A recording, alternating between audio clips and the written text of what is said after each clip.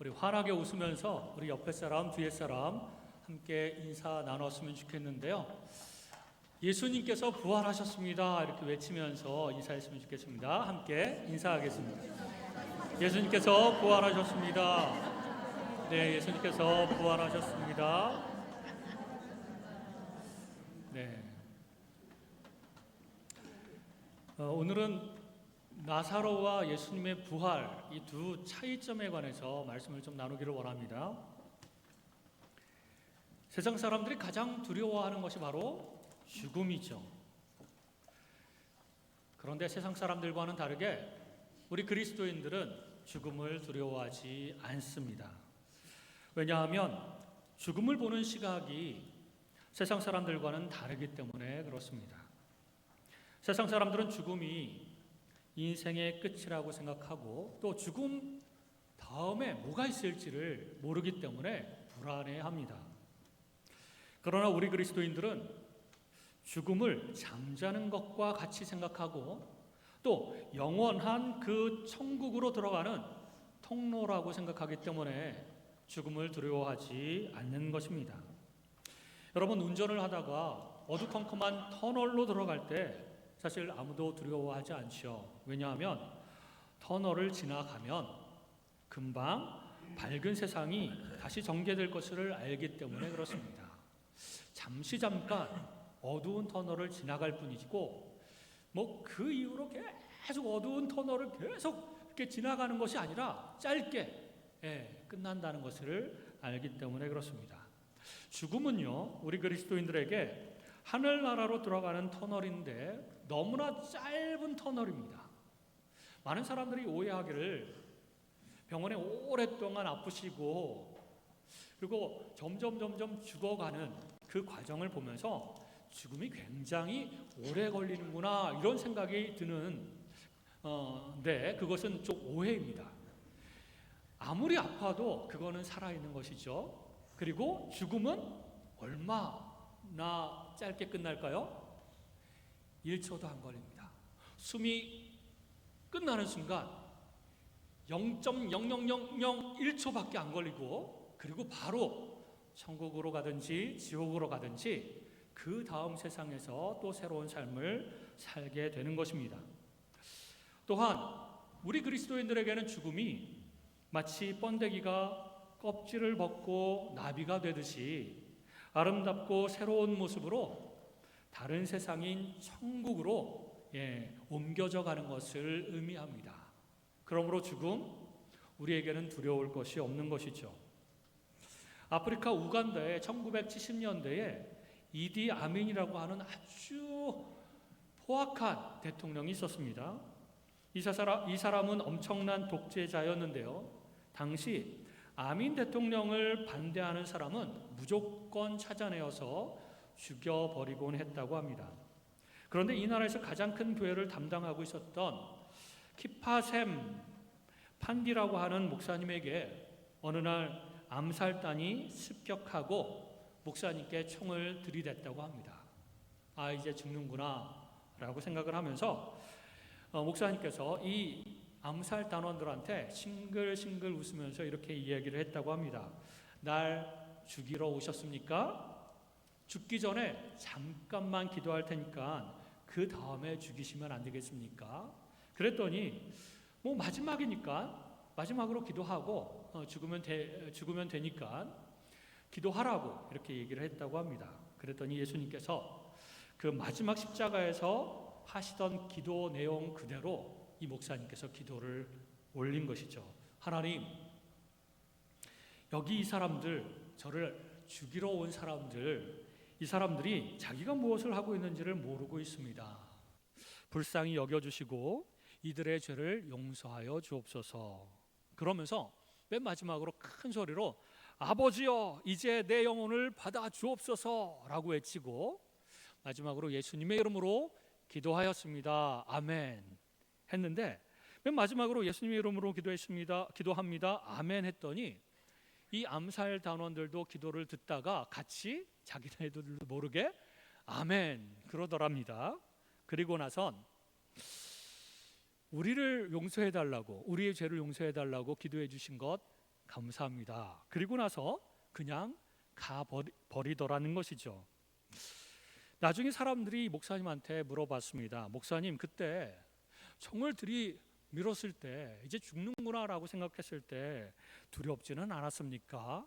이렇게 물어봤더니 그 목사님께서 주님께서 부활하셨는데, 그리고 나도 또 부활할 것을 믿으며 지금 당장 죽으면 천국으로 들어갈 것을 아는데 뭐가 두렵겠는가, 이렇게 대답을 했다고 합니다. 예수님의 부활 확신한다면, 그리고 우리의 부활 확신한다면, 그리고 천국에 대한 확신이 있다면 우리는 죽음이 두렵지 않고 죽음은 아무런 문제가 되지 않을 것입니다. 그러나 우리 모든 그리스도인들이 다 죽음을 두려워하지 않는 것은 아닙니다. 구원의 확신이 있는 사람들 가운데서도 종종 죽음을 두려워하는 경우가 있습니다. 그러므로 우리가 그 두려움을 이겨낼 부활 신앙을 가져야 됩니다. 아주 명확하게 예수님 부활하셨다, 그리고 나도 부활할 것이다, 그리고 지금 죽어도 나는 천국에 간다, 이 신앙이 있다면 죽음을 두려워하지 않을 것이며, 죽음을 두려워하지 않는다면 그 무엇을 두려워하겠습니까? 경제적인 그 어려움을 두려워하겠습니까? 인간 간의 그 갈등 가운데서 상처받는 것을 두려워하겠습니까? 아니면 또 여러 가지 다양한 문제들이 있죠. 병의 문제도 있고, 그런 것들을 두려워하겠습니까? 두렵지 않습니다. 죽음을 두려워하지 않을 수만 있다면 우리는 그 어떤 것도 두려워할 수 없고 그 두려움을 이겨낼 수 있게 되는 것이죠. 오늘은 주님께서 부활하신 부활절입니다. 우리가 기뻐하는 이유는 그분이 죽음의 권세를 깨고 부활하셨기 때문에 그렇습니다. 죄로 말미암아 당할 수밖에 없었던 죽음, 그리고 사탄이 가장 강력하게 사용하는 죽음, 이 죽음을 통해서 우리에게 큰 두려움을 주고 우리를 좌지우지하면서 그렇게 다스렸던 그 사탄의 세력, 이제는 예수님께서 완전히 깨부셨습니다. 그리고 우리에게 의롭다 칭하여 주시고 하나님의 자녀가 되게 해주시고, 뿐만 아니라 우리 또한 부활하게 하실 것을 약속해 주셨습니다. 우리 주님은 장사된 지 3일 만에 죽음의 권세를 깨뜨리시고 다시 살아나셨습니다. 아멘. 예, 할렐루야. 말도 안 되는 소리라고 세상은 그 부활 사건을 믿지 않지만 우리는 명확하게 믿습니다. 명확하게. 그리고 예수님의 부활뿐만 아니라 나의 부활까지도 믿는 것이죠. 오늘 본문, 우리가 읽은 본문에는 나사로를 죽음에서 살리신 예수님의 기적이 나오는데요, 주님은 죽은 지 나흘이 되어 썩은 냄새가 나는 나사로를 살리셨습니다. 왜 살려주셨을까요? 오늘 본문 15절에 보면 이는 너희로 믿게 하려 함이라. 예수님께서 시간을 끌다가 병 고치는 것들을 내버려 두시고 그 나사로가 점점 악화되어서 결국은 죽은 지 4일 정도가 지났을 때야 겨우 나사로가 사는 곳에 무덤에 가까이 오신 것입니다. 왜 이렇게 하셨는가? 제자들로 하여금 믿게 하려고. 제자들이 예수님을 생명의 주인인 메시아로 믿게 하려고 이 나사로를 살리시는 기적을 베풀어 주신 것입니다. 그리고 마르다에게도 이렇게 이야기를 하죠. 나는 부활이요 생명이니 나를 믿는 자는 죽어도 살겠고 무릇 살아서 나를 믿는 자는 영원히 죽지 아니하리니 이것을 네가 믿느냐? 마르다에게 질문한 이 질문은요, 우리 주님께서 우리에게도 오늘 질문하십니다. 네가 이것을 믿느냐? 부활을 믿느냐? 너희가 다시 살아날 것을 믿느냐? 네, 믿기를 원하시는 것이죠. 예수님도 부활하셨지만 우리 또한 부활할 것을 주님, 제가 믿습니다. 그 부활 신앙 가지고 살아가겠습니다. 이러기를 원하시는 것이죠. 주님을 믿는 자에게는 인간이 가장 뛰어넘을 수 없는 죽음도 문제가 될 수 없습니다. 더 나아가 그리스도인은 반드시 다시 산다는 것을 이 사건을 통해서 보여주시는 것이죠. 그런데 이 나사로의 부활과 예수님의 부활이 조금 차이가 있습니다. 예수님의 부활은 완전한 부활이고 나사로의 부활은 좀 불완전한 부활입니다. 완전하지가 않습니다. 나사로는 우리 주님이 다시 살리셨으나 그 몸은 그가 죽기 전에 가지고 있었던 육체 그대로 부활한 겁니다. 변화된 게 없습니다. 그냥 살아난 것이죠. 이 부활은 생명을 일시적으로 연장하는 부활입니다. 아마도 나사로가 결혼을 하지 않는 것으로 보아서 30대 이전의 나이인데 그는 다시 살았지만 이 땅에서 한 4, 50년 정도를 더 살다가 다시 죽었습니다. 그러니까 다시 죽는 부활인 것이죠. 불완전한 부활입니다. 그러기에 그의 부활은 참 부활이라고 보기 어렵습니다. 여러분, 제가 그냥 또 상상을 한 건데 나사로가 무덤에서 살아나왔을 때 좋았을까요? 뭐 다시 살았으니까 좋았을 것 같다 이렇게 생각하는 사람들도 있지만 저는 좀 다르게 생각을 합니다. 아마도 좀 별로 좋아하지 않았을지도 모르겠다 이런 생각을 했습니다. 왜냐하면 예수님께 직접적으로 말하지는 않았을지도 모르겠지만 마음속으로 예수님 왜 나를 다시 살려주셨습니까? 나 지금 하나님하고 4일 동안 정말 천국에서 재미있게 지내고 있었는데 놀라운 그 영광스러운 천국의 모습을 내가 다 보았는데 하나님께서 그렇게 즐기고 있을 때 예수님께서 나사로야 나오너라 그랬을 때 눈이 갑자기 떠지고 딱 보니까 죽은 상태 그대로 몸은 썩어져 가고 냄새는 지독한데 그 붕대로 칭칭칭칭 감겨져 있는 그 상태에서 눈이 번쩍 뜨고 나사로야 나오너라 그러니까 나가지 않을 수가 없어서 또 이렇게 나오는 그 모습을 생각을 할 때 나사로는 별로 좋아하지 않았겠다 이런 생각이 들었습니다.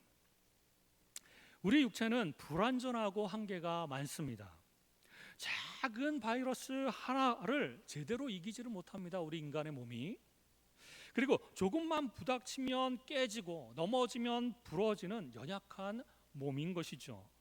그러면서도 악하기는 우리 그 세상적인 욕망, 육신적인 이 욕망이 악하기는 얼마나 악한지 세상 만물 중에 가장 무서운 것이 가장 부패한 것이 인간의 마음이라고 성경은 말하지 않습니까? 그런 몸으로 이 험한 세상 사는 것이 뭐 그리 좋겠습니까, 여러분? 그냥 천국에서 계속 하나님과 함께 살아가는 것이 더 좋았을지도 모르겠다 이런 생각이 듭니다. 그러나 이 나사로의 부활은 우리 부활의 맛보기입니다. 맛보기. 완전한 부활은 아니죠. 반면에 이 나사로의 부활과 다르게 예수님의 부활은 좀 다른 부활입니다. 예수님의 부활은 강하고 신비스러운 부활입니다. 예수님의 부활체는 이 땅에 계실 때 입고 있었던 그 몸이 아니고 죽으신 다음에 부활하실 때의 그 부활의 모습은 완전히 변화되어서 영광스럽고 놀라운 모습으로 다시 부활하신 것입니다. 실제로 음식도 먹을 수 있고 사람들이 만질 수 있는 진짜 몸이면서도 동시에 순간적으로 시공간을 이동할 수 있는 그런 몸이었고 또 승천하실 때에 하늘로 이렇게 쭉 올라가실 수 있는 그런 몸이었습니다. 그리고 다시는 죽지 않는 몸이었던 것이죠. 고린도전서 15장이 부활장인데요. 이 15장 39절 이하에 있는 썩지 않는 몸, 영광스러운 몸, 강한 몸, 그리고 신령한 몸으로 예수님께서 부활하신 것입니다.